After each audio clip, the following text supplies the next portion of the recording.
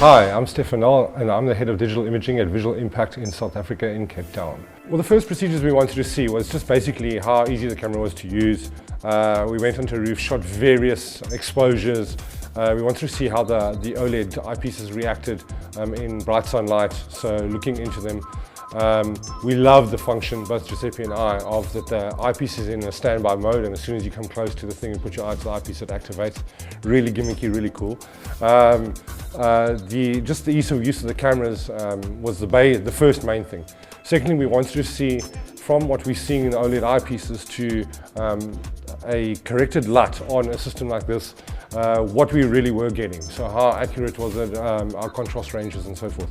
And then the third thing we really wanted to test, which was the main test that we wanted to do this morning, was one, the color reaction, the color response to the camera, this dynamic range. And second, the latitude. And everyone talks about latitude with cameras. To me, it's the most important thing. I mean, being able to shoot, as you will see in the test, a backlit person with the sun in frame and a tree in shade on the left-hand side and see detail across the frame was really, really amazing. Yesterday while we were shooting off the roof, we were shooting in really kind of late afternoon conditions, but really deep shadows and a lot of hard sunlight, a lot of reflections from the city. It's really cool to see always how a camera reacts to those kind of situations where you have a lot of range within your frame. This morning's test that we shot on the square was more about testing the latitude that we have by getting the early morning sun and shooting directly silhouetted and backlit with the sun in frame to see how the sensor reacted in terms of its latitude. Basically, I'm using a Simulate Scratch Lab with the Drastic Technologies pack to read the codecs. The two codecs I'm going to look at now are basically the S/S card shot on an F5 and shot on the F55, which is 90% of the time how this camera is going to be used anyway. Okay, on the screen you will see that I have two watermarks. I have a grey mark from Sony, seeing as this was shot on a demo camera, and a Drastic Technologies watermark, which is the codec pack that I'm using to open this up with at the moment. I have loaded the shots into a construct inside Scratch, and I'm just going to start with some of the tests that were shot from the roof of yesterday afternoon. So the test that you're about to see now was shot on the roof, top of our building. And what you're seeing here is the file with a S-curve or a log curve attached to the file. Okay, so we shot in a traditional flat log, which looked something like that. And that's how the files appear to you when you come directly off the camera. So this is exactly the kind of thing we expect to see, as is the case with an Arri Alexa or so forth, any camera shooting in a log format. Okay, so basically what I have done is I've applied a standard gather curve, an S-curve value of 25, and if I just cancel it for you, you will actually see there's the original log file, and we're just going to apply a standard gamma value of 25 to get us into a standard curve. Now what we're seeing here is a really beautiful contrast range in our frame between the very highly exposed stuff of the clouds, which aren't burning, by the way. If you look at my stats, if you could see them from there, and we'll do this later, you'll see that everything's in an acceptable range.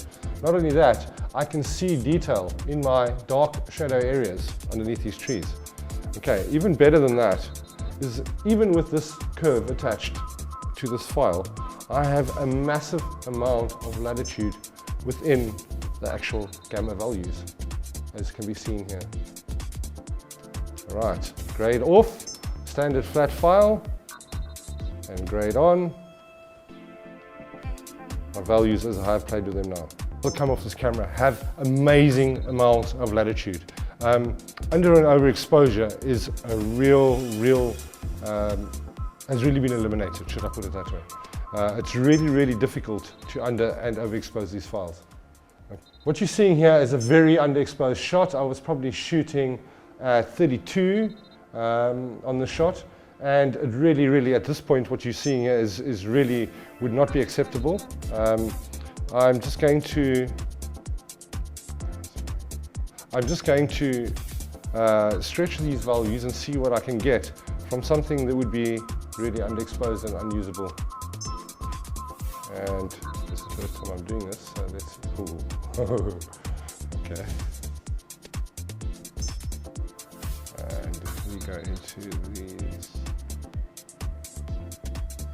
Okay, so as you can see there, just a simple pre-gain and a bit of adjustment on the gamma curve, and voila, from underexposed, as we see here, to a fully acceptable exposed shot. And inversely, what we have here is the same frame or the same kind of shot as the underexposed one, but being highly overexposed. So I'm going to apply the same principles and in inverse, and I'm going to pull the gamma curve down. As you can see, I'm starting to drop there, and maybe a little bit of gain out, and we are pretty much sitting at the same range as what we were sitting with the underexposed shot. So once again, gains, curves from a standard overexposed, a lot of latitude. At the moment, I'm just looking at the color information available to me due to the 12-bit nature of this camera on the S/S cards. And as you can see, as I'm dialing my saturation of my image in and out, it takes a really large push to get to an area where I'm starting to fall apart in the color spectrum. I really am quite impressed with the color range of this camera as well.